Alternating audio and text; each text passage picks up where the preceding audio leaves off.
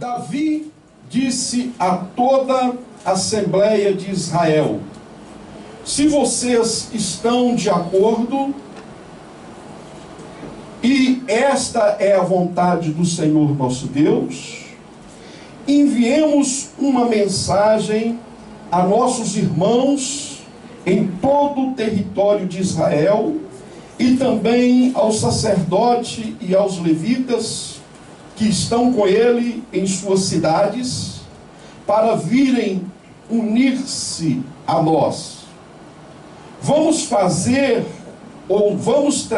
de volta a arca do nosso Deus, pois não nos importamos com ela durante o reinado de Saul. Repita essa frase comigo assim: não nos importamos com ela. Não nos importamos com ela.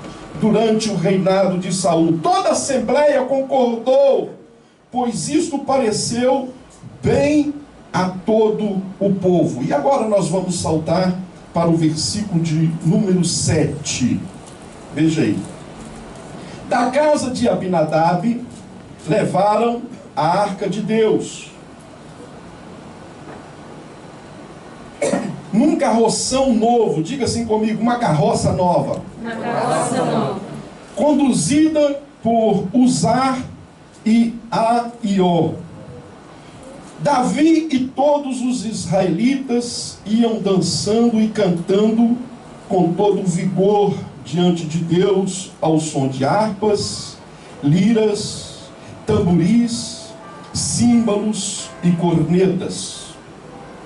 Quando chegaram à eira de Quidom, Uzá esticou o braço e segurou a arca, porque os bois haviam tropeçado. E a ira do Senhor acendeu-se contra Uzá, e ele o feriu por ter tocado na arca. Uzá morreu. Diga assim comigo: Uzá morreu. Uzá morreu. Ele morreu ali mesmo, diante do Senhor. Amém? Podem ficar sentados.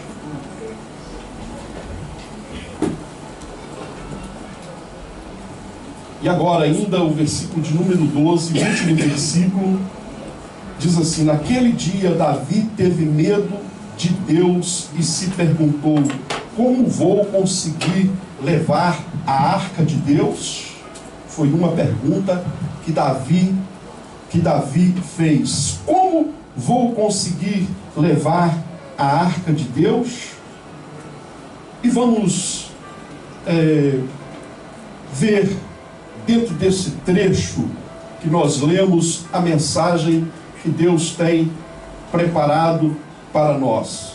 Eu vou dividir esta mensagem em 3 partes. Em cada parte eu vou fazer pergunta, e a pergunta que vai enriquecer você em conhecimento bíblico. Não é para diminuir você, porque eu vou responder juntamente com você. Amém? Para nós aprendermos juntos. A primeira parte dessa mensagem é a importância da presença de Deus. Lembre-se que nós estamos falando do tabernáculo e a presença de Deus, que é o título dessa mensagem: o tabernáculo e a presença de Deus.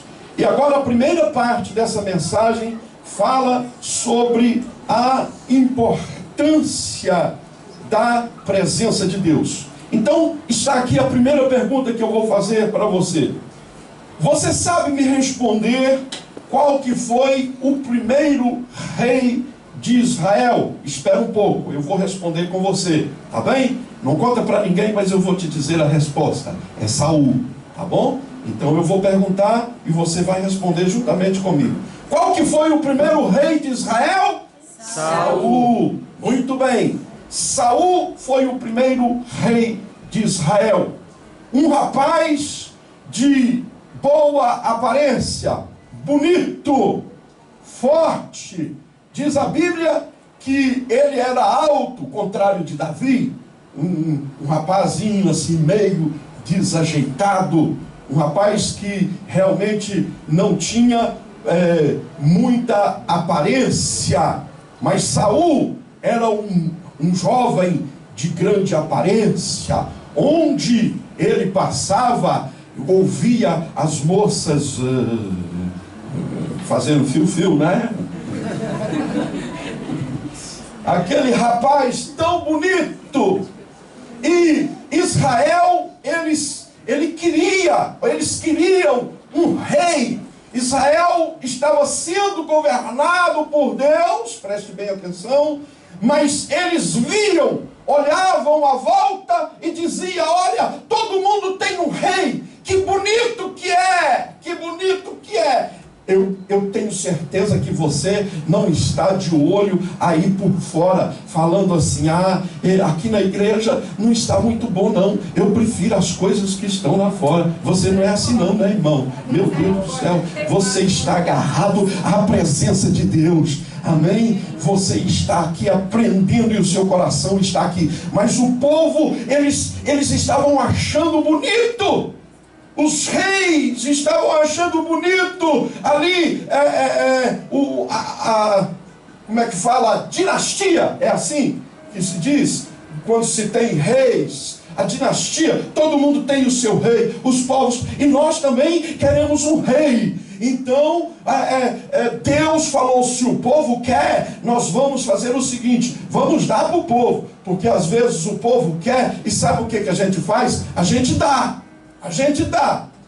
E às vezes o pastor também é assim. O povo quer, então às vezes o pastor tem que ceder. Mas depois Deus vai fazer com que o povo veja que não era bem daquela forma que quiseram.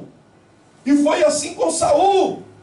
E Saul, do nada, pela sua aparência ali, um rapaz que saiu atrás de mulas. Ele nem começou mal, ele não começou mal. Preste bem atenção.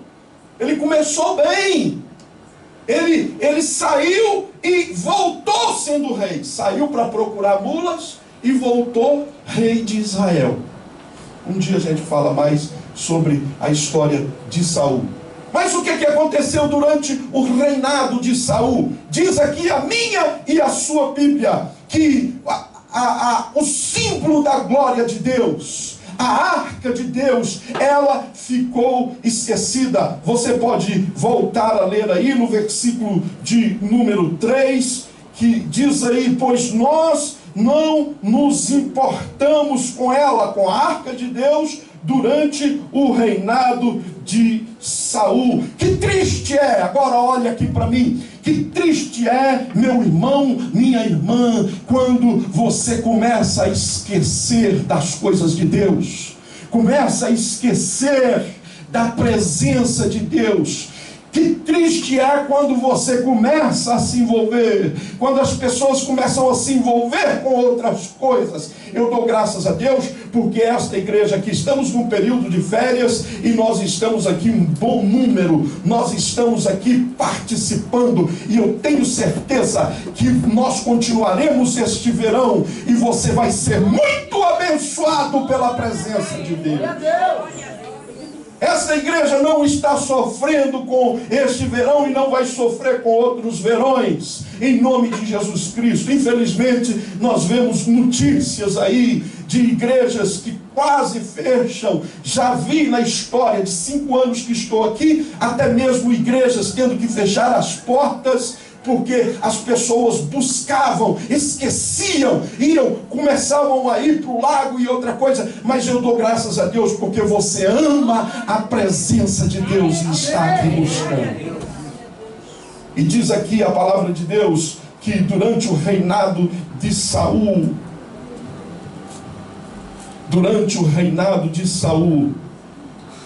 a presença de Deus ficou esquecida. A arca de Deus, o símbolo da glória de Deus, ficou esquecido. E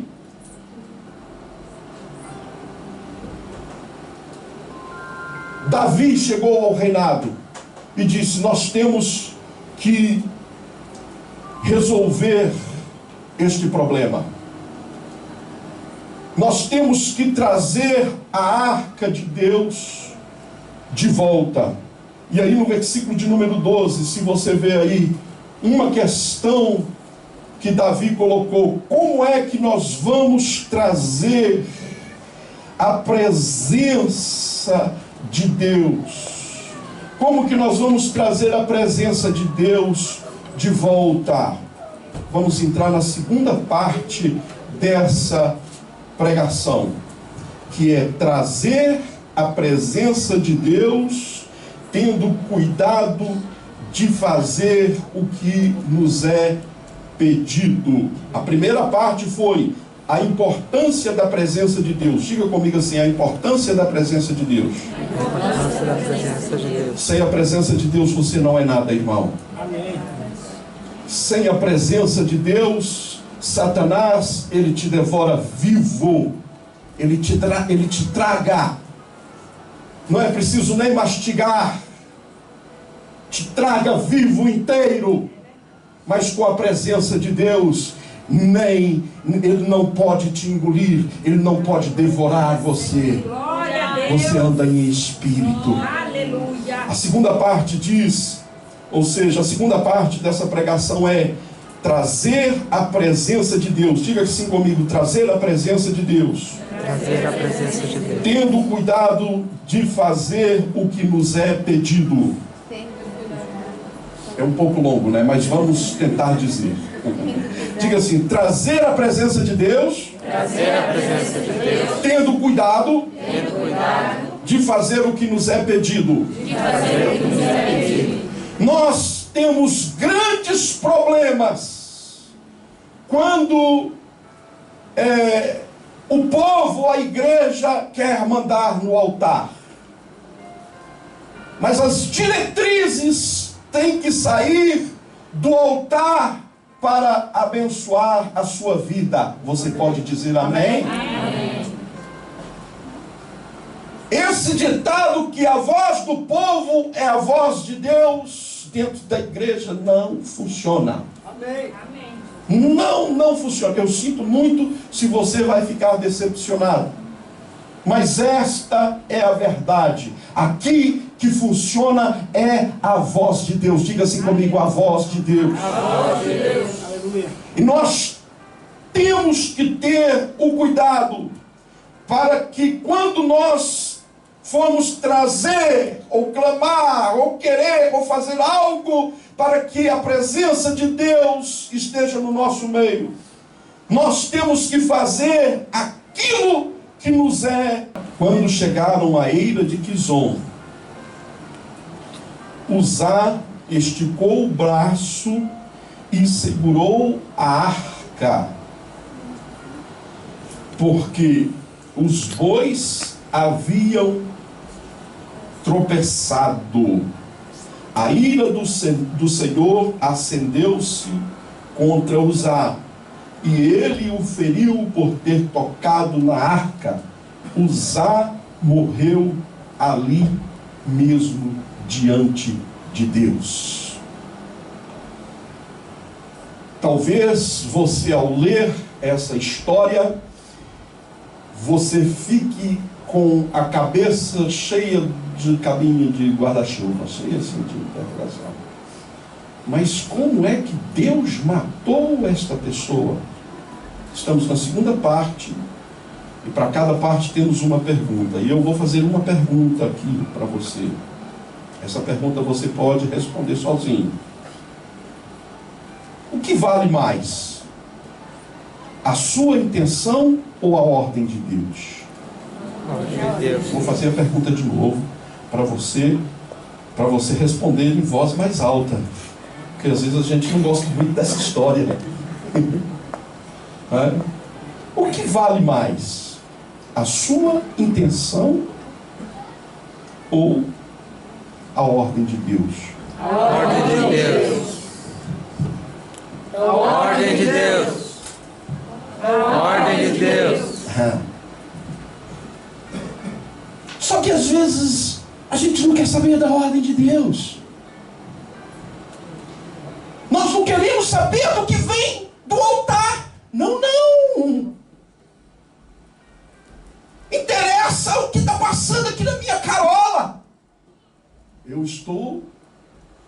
com boas intenções. Aí já funciona o que o povo diz: de boas intenções, Inferno cheio.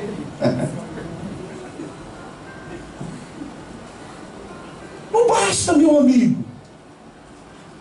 Não basta você ter boas intenções.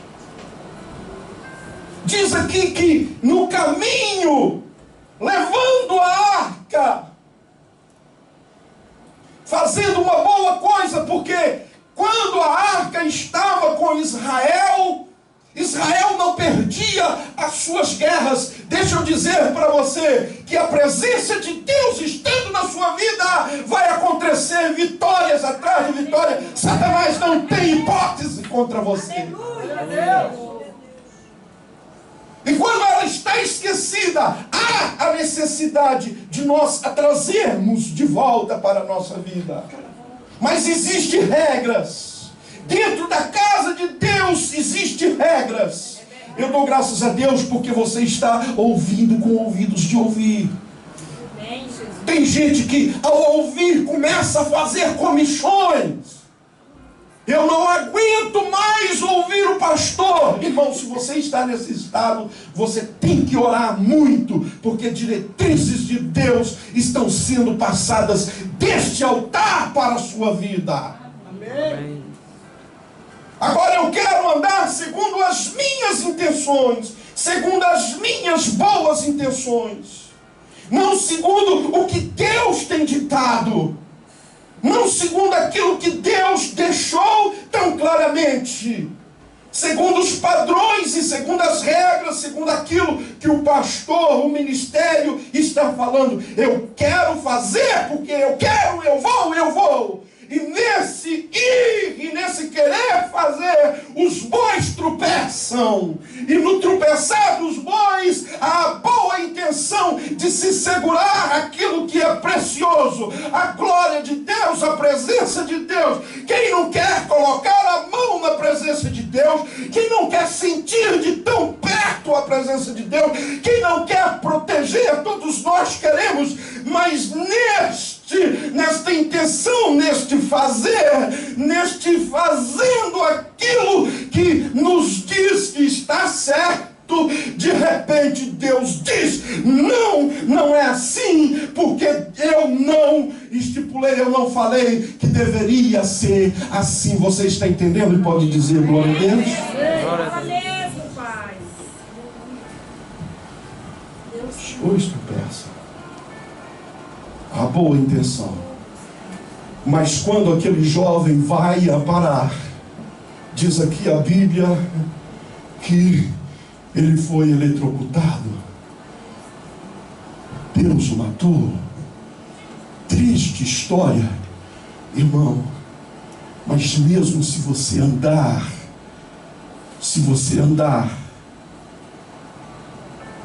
e neste andar, você fazer aquilo que é contrário àquilo que Deus ditou, as diretrizes de Deus, Deus não tem compromisso nem sequer com a sua vida. Morte pode chegar.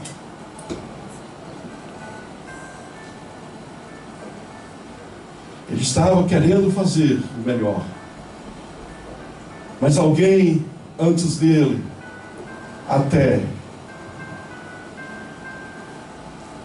diz aqui a palavra que colocou aquela arca em cima de uma grande carroça, uma carruagem, uma carroça nova,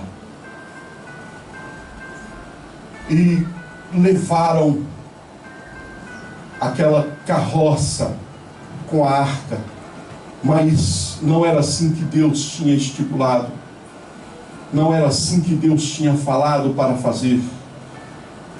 A arca de Deus tinha que ser carregada nos ombros. A presença de Deus tem que ser carregada. Muda aí o CD, irmão, fazendo favor.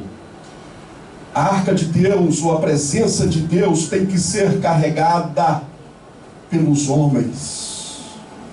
A presença de Deus tem que ser carregada por você. Diga assim comigo: eu tenho que carregar a presença de presença de Deus. Deus estipulou assim.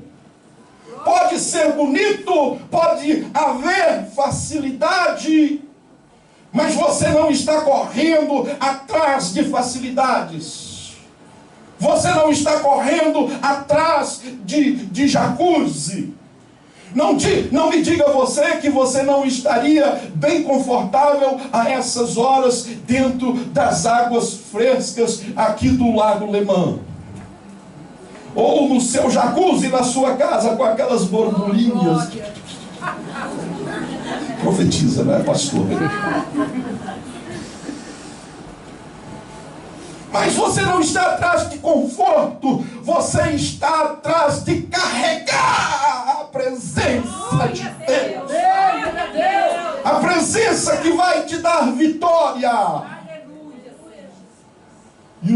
E havia, segundo a palavra de Deus, os levitas, diga comigo assim, levitas.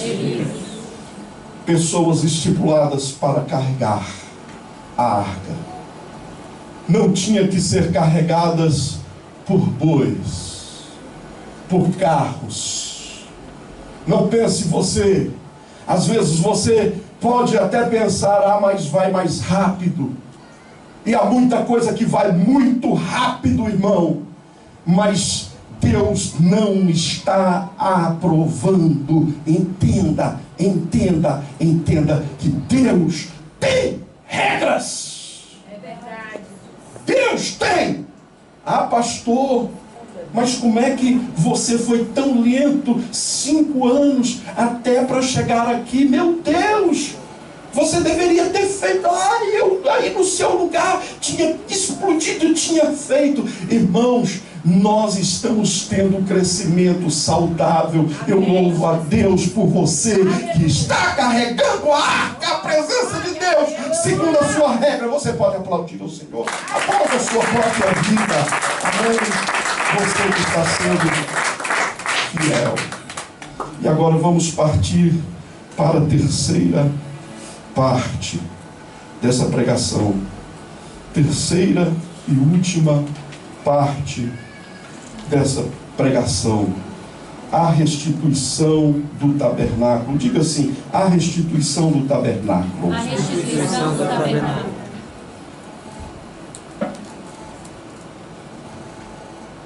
E agora a pergunta para essa terceira parte, e eu vou responder com você. Na história bíblica, temos quantos tabernáculos? Um minuto só. Não conte para ninguém. Eu vou te dizer a resposta. Dizendo as respostas também, nós aprendemos. O pessoal do CTE sabe, não é? Amém? A gente aprende. Estamos cá para aprender. Tivemos 4 tabernáculos. Talvez mais. Ou seja, não tivemos. Nós temos ainda 4 tabernáculos. Agora eu vou fazer a pergunta de novo. Você finge que não está só falando. Quantos tabernáculos nós temos? 4. Eu quero ouvir de novo. Quantos tabernáculos temos? 4. E qual era o primeiro tabernáculo? Diga assim comigo: tabernáculo de Moisés. Tabernáculo de Moisés. Deus mandou Moisés fazer um tabernáculo. O que era um tabernáculo? Uma tenda. Diga assim comigo: tenda. Que podia se montar e desmontar, que era móvel, não estava fixa num lugar. E Deus disse: olha, faça esta tenda e coloca lá a minha arca, esta caixa revestida de ouro, com o querubim, com o anjo em cima, e a minha presença vai ir ali, e eu vou falar. E diz a palavra de Deus, que Deus falava face a face com Moisés, assim como Deus fala com você face a face, amém? Busque, você vai sentir cada vez mais a presença de Deus. Glória a Deus. O segundo tabernáculo que eu quero destacar aqui, que foi maior em extensão, nós conhecemos como Templo de Salomão. Salomão disse: eu vou fazer. Deus deu-lhe capacidades de fazer. Um dia nós vamos falar inclusive sobre as duas colunas. Ô irmão, eu dou graças a Deus porque você é coluna na casa de Deus, amém? Você não pode sair não, irmão, amém?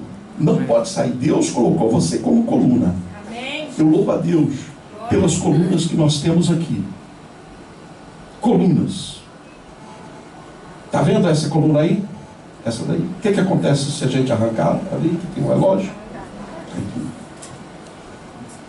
Então pense você que se você saindo da sua responsabilidade, a casa de Deus, tendo a derrocada, você acha que Deus não vai te cobrar? Vai sim. Mas isso é outra história. Você é coluna. E ali havia duas colunas enormes, apenas duas colunas. E para o homem era impossível sustentar aquele tão grande templo. Eu estou com vontade de começar a pregar agora sobre esse templo. Não se ouve, não pense você que o templo que está ali no Brasil tem alguma comparação com o templo que Deus deu sabedoria a Salomão para construir. Não, senhor, não tem nada a ver. E ali estava sendo e foi edificado como tabernáculo para abrigar a arca de Deus, o símbolo da glória de Deus. E o terceiro tabernáculo que nós encontramos na Bíblia é o tabernáculo de Davi. Este tabernáculo de Davi, uma tenda muito simples, mas que Deus teve saudades dela. E daqui a pouco nós vamos falar sobre o quarto tabernáculo, o tabernáculo que Deus ama, mas ama de forma muito grande. Mas vamos parar um pouquinho aqui no tabernáculo de Davi. O tabernáculo de Davi não era como o primeiro tabernáculo que nós falamos aqui, que foi o tabernáculo de Moisés. Para você ficar mais acordado, fala assim: tabernáculo de Moisés. Também não foi como o templo de Salomão. Diga assim comigo: templo de Salomão. Uma frondosa estrutura admirável, que foi admirada no tempo de Salomão e mesmo até hoje. A tenda de Davi, ou o tabernáculo de Davi, era muito simples, mas Deus amou aquela tenda, o trabalho que Davi fez, assim como Deus ama o trabalho que você está fazendo. Amém, Jesus. Hoje, assim como Deus ama o trabalho que você está desenvolvendo aqui nesta igreja. Às vezes você diz: mas eu só venho, mas a sua presença aqui, o seu culto faz com que Deus, Ele venha e derrame a sua graça no meio do seu povo. Amém. Você não vai ver escrito na Bíblia que Deus teve saudades do tabernáculo de Moisés. Você não vai ver escrito na Bíblia que Deus teve saudades do templo de Salomão, mas você vai ver escrito na Bíblia que Deus, Ele quis, ele teve vontade, Ele teve saudades do tabernáculo de Davi. E eu vou aqui levar você a Atos, no capítulo de número 15, versículo de número 16. Abra aí muito rapidamente, Atos 15 e versículo de número 16. Diz assim: depois disto eu voltarei e reedificarei o tabernáculo de Davi que estava caído, levantá-lo-ei das suas ruínas e tornarei a edificá-lo. Aleluia. Glória a Deus. Você pode ter entendido um pouco, li aqui, mas isto passou-me assim por cima da cabeça. A tenda que Moisés tinha construído, Deus vinha com uma grande nuvem e enchia aquele lugar. O templo de Salomão foi pomposo, mas Deus escolheu reedificar o tabernáculo de Davi. Deus escolheu reedificar porque Davi foi um homem segundo o coração de Deus. Um homem falho, preste bem atenção. Um homem como eu, como você. Mas diz a palavra de Deus que Davi era segundo o coração de Deus. Agora eu quero partir para o quarto e último tabernáculo. Quero convidar você a abrir aí a sua Bíblia em 1 Coríntios, capítulo de número 3, e versículo de número 16. Irmão Daniel, pode aqui me dar um pouco de água, se puder. 1 Coríntios 3, 16. Você vai descobrir qual que é este quarto tabernáculo e vai me falar quem é este tabernáculo aí. Amém? Leia aí e já me fala, irmão. Eu quero ouvir você falar, mesmo uns após os outros. Quem é? Quem é este tabernáculo?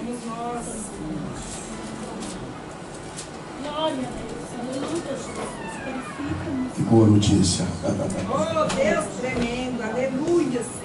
O quarto tabernáculo é você. Oh, Deus tremendo, aleluia. Você, olha aqui para mim. Você é o tabernáculo de Deus. Aleluia. Glória a Deus. Você é morada de Deus. Glória a Deus, aleluia, Jesus. A arca de Deus, a presença de Deus tem que estar na sua vida. Você foi feito, preste bem atenção, você foi feito, não foi para ser templo de vícios. Você foi feito, não foi para ser templo de imundícies. Não foi feito para ser templo de tristeza. Você não foi feito para ser templo de amargura. Você não foi feito para ser templo de doença. Você foi feito para ser templo, tabernáculo de Deus. Aleluia. Nós vamos terminar aqui essa mensagem, amém? Sendo nós tabernáculos de Deus. Vou pedir, irmão, por favor, feche mais uma vez. Fique de pé. Nós vamos, em nome de Jesus, dizer: meu Jesus, me leva para perto de Ti. Me leva para onde eu possa ouvir a Sua voz. E quando eu escutar, de todo o coração obedecerei. Diga assim comigo: de todo o coração obedecerei. Eu não ouvi, irmão, eu não ouvi. De todo o coração obedecerei. Cura o meu coração. Faz em mim a tua vontade, pois só a tua vontade eu posso me completar.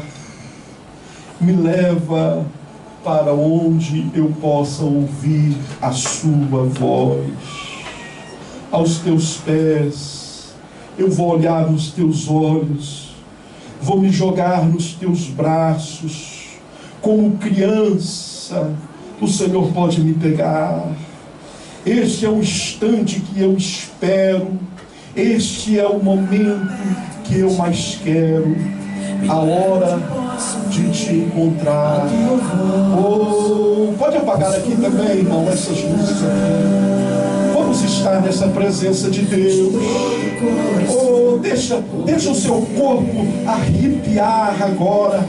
Oh, deixa o seu coração ser cheio. Deixa o seu tabernáculo ser cheio da presença de Deus. Você que é obediente, você que está observando os parâmetros planos de Deus, você que não está metendo a sua mão em qualquer lugar, você que não está avançando segundo a tua força. Oh, você pode contemplar. Oh, você pode contemplar. Me leva, Senhor. Me leva onde eu posso ouvir a sua voz, meu Deus. Me leva onde eu posso ouvir sua voz. Levanta a sua voz agora, desejando a presença de Deus. Eu estou vendo aqui tabernáculos de Deus.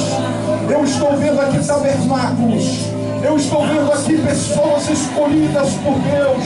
Eu estou vendo aqui a glória de Deus descendo. Eu estou vendo o coração sendo tocado pela presença de Deus. A voz de Deus está falando profundamente.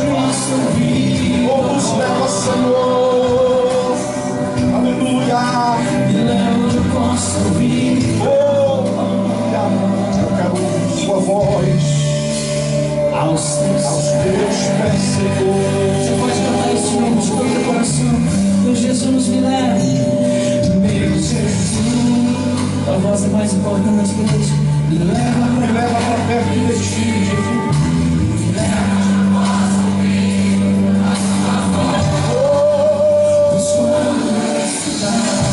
De todo o coração eu obedecerei. Coloque a mão no seu coração e diga assim: Senhor, cura o seu coração. Oh, deixa Deus curar. Deixa Deus curar. Deixa Deus curar.